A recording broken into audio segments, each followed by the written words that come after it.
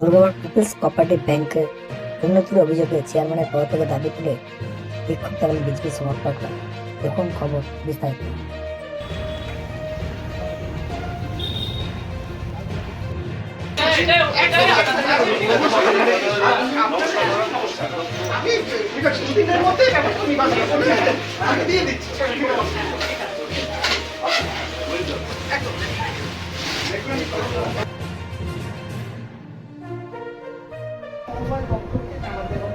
এরকম আমাকে একটা প্রেশার যে বাইরে থেকে আমি দেওয়ার জন্য আমি রেডি আছি, সেটা আমি আসতে পারি না। আজকে বলে না, আমাকে একটা সমবায় দপ্তরকে এরকম ভাবে যে ব্যাপারটা হয়েছে সেটা জানাতে হবে এবং আমি কি বললেন ওনারা বলছেন যে আপনি রেজিস্ট্রেশন দিন, এরকম আমাদের একটা সরকার বদল হয়েছে কোনো নির্দিষ্ট কারণে ওনারা কিছু বলেনি।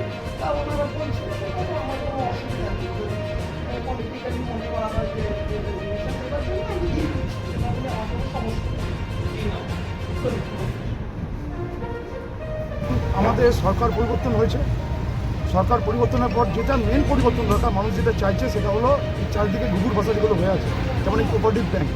আজকে দীর্ঘ মেয়াদে এখানে ইলেকশন হয়নি, তারপরেও এখানে চেয়ারম্যান তৈরি করে নিজেরা বসে আছে। কেউ কক্রোচ গ্রামের লোক, মানে কক্রোচ গ্রামের লোক, কেউ সিপিএম, কেউ তৃণমূল, এইসব লোকেরই বসে আছে এখানে এই ঘুঘুর ভাষা তৈরি করে বসে।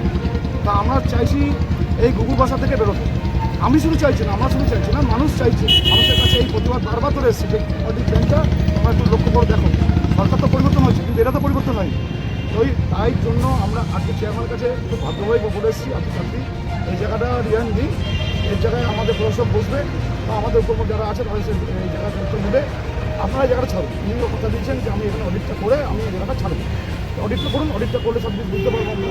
তার জন্য আজকে আমাদের সকল মিলে এখানে আসা, যে এখানে চেয়ারম্যান এত বছর ধরে এইভাবে আছে, বিনা ইলেকশন, কোনো ইলেকশন নেই। প্রথমে আমাদেরকে কোনো ক্যান্ডিডেট দেয়নি, এর আগে যখন ইলেকশন হলো তার আগে কোনো ক্যান্ডিডেট দেয়নি। তাই নিজেই বরাবর হয়ে গেছে।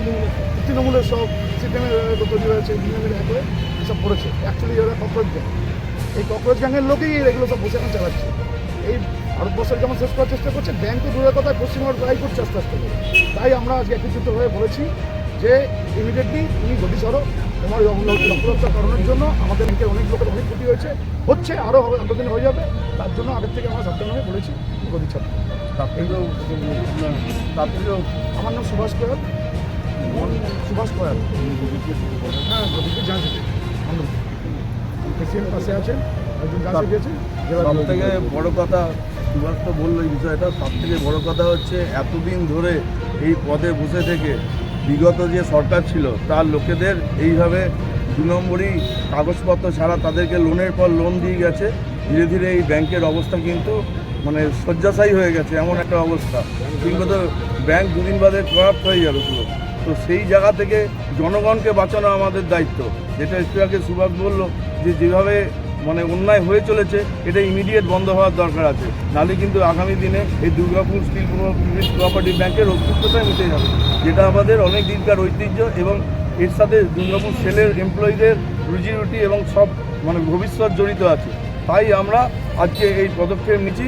আজ যদি এই চেয়ার না ছাড়ে, কালকে কিন্তু বৃহত্তর আন্দোলনে কিন্তু আমরা যাব, এটা আমরা বলে দিয়ে গেলাম।